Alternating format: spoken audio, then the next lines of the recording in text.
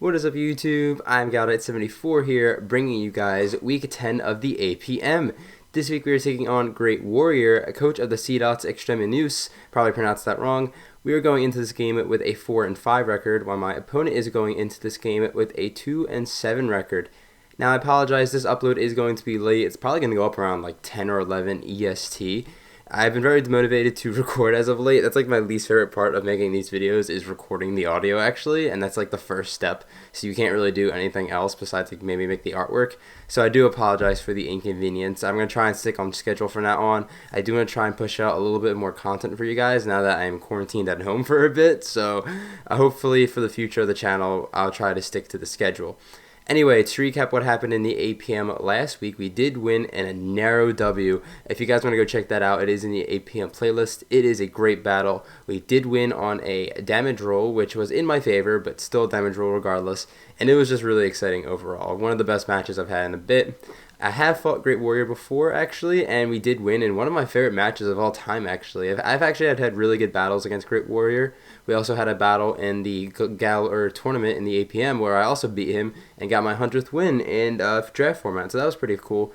And he is the Season 1 champion of the APM, so he is no slouch. He is a really good battler. His record doesn't show it. But anyway, in regards to our matchup, it is pretty solid here, but just like every other matchup, there are some threats on his team, and we're going to go over those threats. Alright, so my opponent this week, Great Warrior, has a team consisting of Chansey, Dragapult, Heatran, Rotom Wash, Hatterene, Whimsicott, Mienshao, Swellow, Gastrodon, Drapion, Avalugg, and Vespiquen that can Dynamax. Now expecting the bring consists of Dragapult, Heatran, Rotom Wash, Swellow, Drapion, and Avalugg. He could bring the Hatterene just because Psychic Spam is kind of nice against my team, and Trick Room is a little bit scary late game, if like, with Hatterene at least, because I could sweep my team late game. And then Chansey's like a 50-50 because half my team is walled by it and the other half takes advantage of it, so I'm not sure if he'll actually bring that or not. But otherwise, those are the 6 to 8 I expect to bring. Everything else I don't really see coming. The biggest threat to my team is Swellow, very easily. Spec Swellow 2-Kos basically everything on my team, and with the Heatwave prediction, it 2-Kos the Magnezone too. And Magnezone doesn't get recovery, so I can't consistently switch into Boom Burst over and over again. I know Swellow is pretty frail, and I do have rocks on my team this week, so I'm not sure how big the threat it will be in that scenario. But a late game like Throat Spray set could just clean up, and I definitely have to watch out and make sure I don't lose to that immediately. Other threats, Heatran, even though I do trash on Heatran quite a bit and saying it's not that great in draft, which I do stand by, it actually has a decent matchup here because I don't have a great bulky water on my team. And I do have a Goodra, which is going to be my switch in this week, but otherwise I don't have a switch into this thing, so I do have to be a little bit careful with my Goodra's health and make sure he doesn't try to use Heatran late game. That means I gotta save Goodra in the back for that. But I'll break that down a little bit more later. And then finally, Drapion. My speed control, my speed tiers are actually really low this week. My highest speed mon is Gliscor this week of all things. And Drapion, if it sets up a Swords Dance and like crits through my team, it just wins because I don't really have a good way of revenging it, and that's going to be a little bit scary. I don't know if he'll go that route because that is kind of a risky thing to do, but if he does, it could be a little bit scary.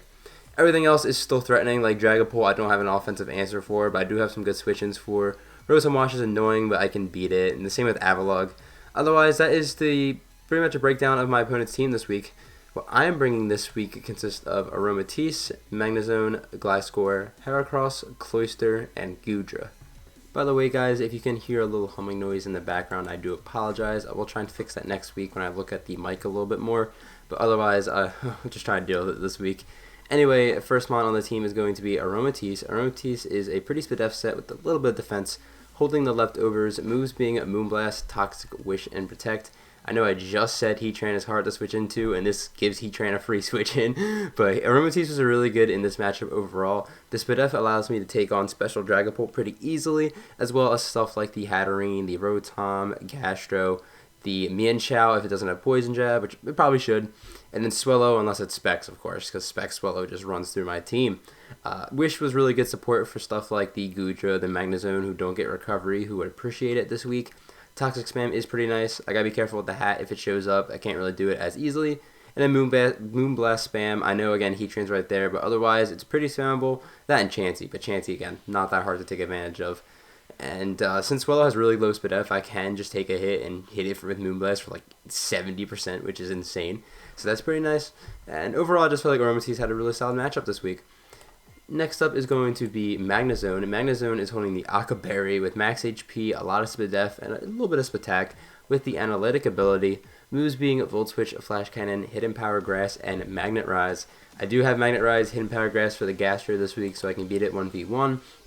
I didn't need Thunderbolt. I always Volt Switch on my opponents for the most part. His electric weaknesses are Swellow, who just straight up dies to Volt Switch, and the Vespiquen, who I can Volt Switch out and go into anything else really. Otherwise, Flash Cannon was pretty spammable. For the 80th billionth time, Chansey is a switch into this thing, so I can Volt out on it again and take advantage of it. I can take any one hit from Dragapult. This is not here to trap Heatran, obviously, because I lose that thing every time. I can Volt out on it, but otherwise I don't want to be with that scenario. This is a switch into Swellow, quote, quote, but, like, again, 2 Heat Waves is really scary, and I can't really take too much other chip. And it's also switching to Hatterene and the Whimsicott. Don't expect Whimsicott to come, but this deals with it pretty effectively. So that is going to be Magnezone this week. Third up on the team this week is going to be Gliscor. Gliscor has a decent amount of bulk and speed, with a little bit of attack. Moves being Stealth Rock, Earthquake, Knockoff, and Roost. This is one of the mons that does take advantage of Chansey fully. If Chansey comes out, Gliscor always comes out, gets its Toxic Orb activated, and probably throw up rocks.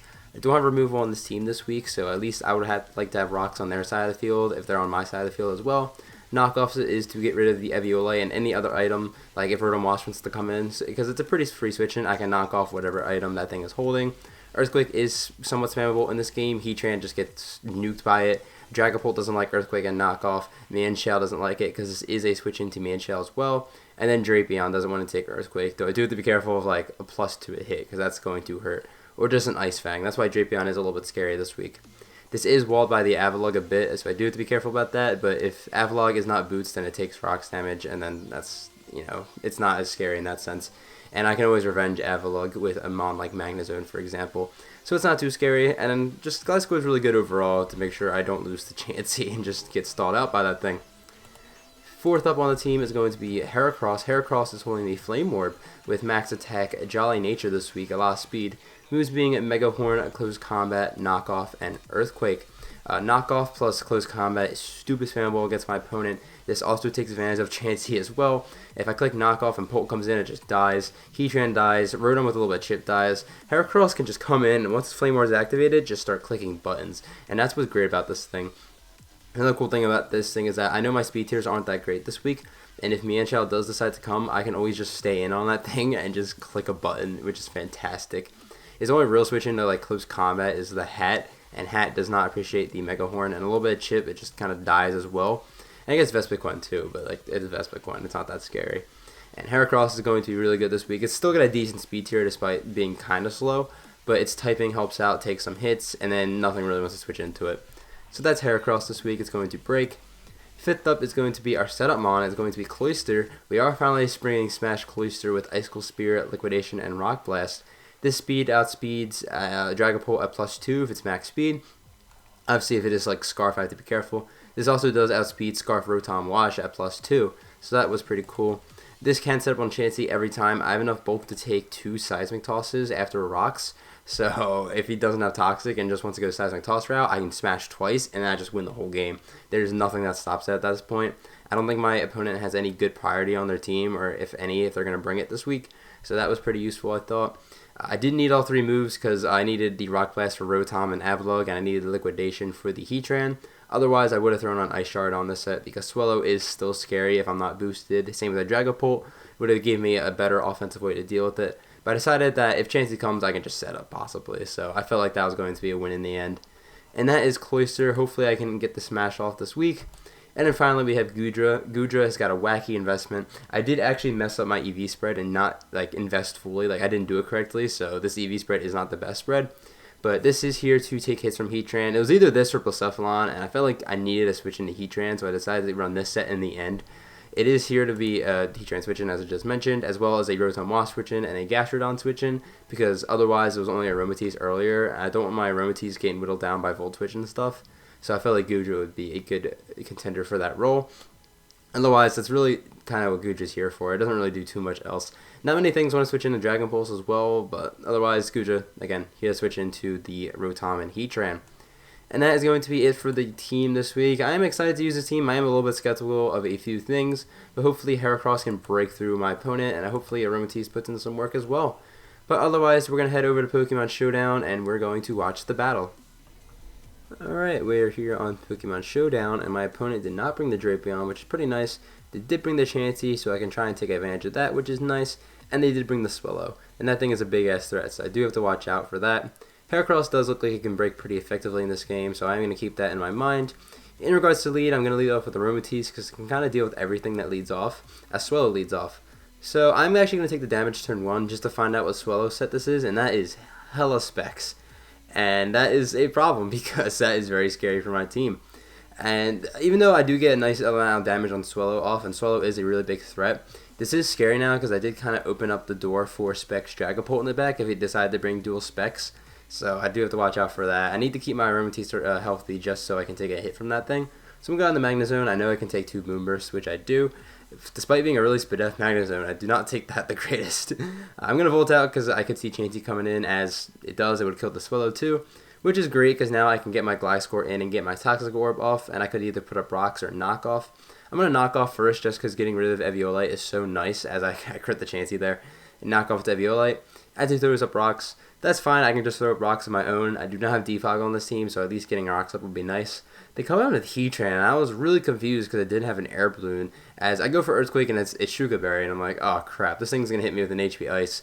It does 69%, which is pretty funny, and you're going to see here, they're actually going for Flame Charge, and I'm like, oh, that's scary.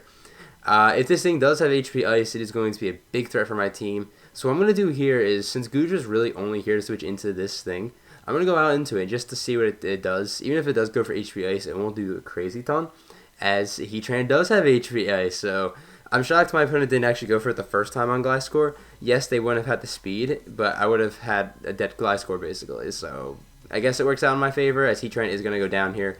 My Goodra's low, but again, Goodra's really only here for that, so I'm fine with this trade, to be honest. And Gliscor's still in the back, all healthy. They go out into Mienshao.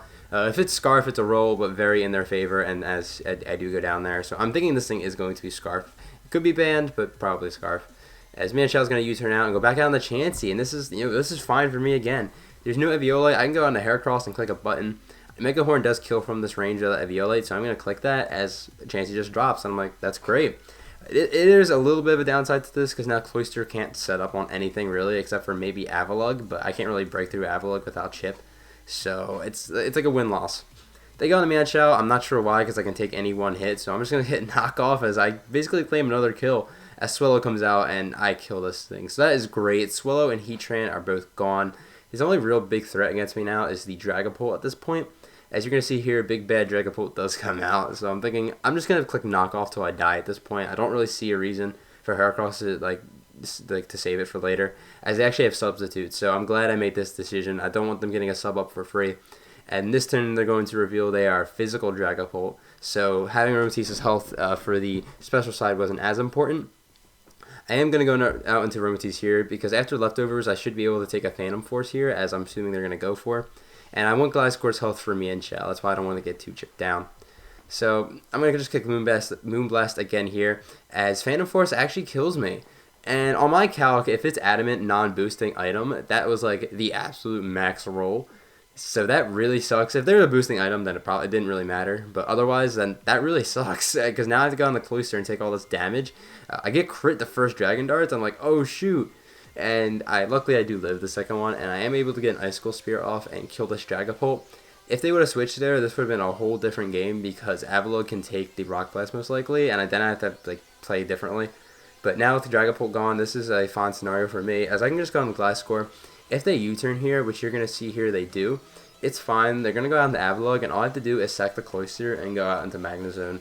If they pull a double in the Mienshao, then things become kind of a problem, but otherwise, if the scenario of plays I just mentioned works, then I should win the game.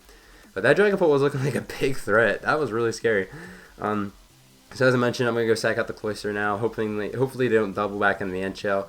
Cloyster goes down, and they just set up a curse. When that's fine with me. Magnezone should kill this thing almost every time with Flash Cannon. And if I don't, then Earthquake should pick up the kill afterwards. It'll be really close. And Mienshao cannot switch into Flash Cannon. At least I don't think it does, as Mienshao does come in. I click Flash Cannon, and it dies. So Mienshao goes down, and this game is now over, because Magnezone always kills this Avalugg here in the end. It wasn't even Boots Avalugg, it was Leftovers, so that kind of helped out a bit as well. as Avalog is just going to drop the Flash Cannon, and your Northside Noiverns are going to win 2-0. Another game on the channel, we win, oh my god. And we are going to move to a 5-5 record. So GG to Great Warrior. I finally played a game with Heracross pretty well. I didn't just throw it out the window turn 2. I feel like I played with Heracross to the best extent, and I'm pretty happy with that overall. Great Warrior did make some interesting plays throughout the game. However, I do think they had some great prep. Flame Charge Heatran was a really good bring. That was scary. Sub DD, assuming Dragon Darts, Dragapult would have been very scary as well if I let it set up. And then Avalog was a pretty good bring against my team too. So again, GG to my opponent, Great Warrior. Thank you for the battle. Our battles are always fun, so hopefully we get to face again in the future. We are going to move up to a 5-5 record. We are at 500 again in this league, which is great. We have -10 differential because, as I say a lot on this channel, we do not know what good diff is. And half the league basically right now is like 5-5 or 6-4, right in that range. So we are looking alright right now. We're right in the middle of the pack. And next week we do face a team that is in the middle of the pack right now and is Pesky. It's a very scary game because I know Pesky is a really good battler. He has a very Gen 7-like team. He's got stuff like Latios, Infernape, Thundy Eye, and all that stuff. So that's going to be next week's battle. As of right now, Pokefan is 4-5 in our division, so hopefully he loses his game, because if he wins, he'll be above us because of differential. But right now, we're in a playoff spot, and hopefully we can keep that. So that's going to wrap it up for this video. Thank you guys for watching so much. If you enjoyed the video, please leave a like. If you like Pokemon Draft League content, so consider subscribing to the channel. I'm gonna head out of here. Have a fantastic day, YouTube.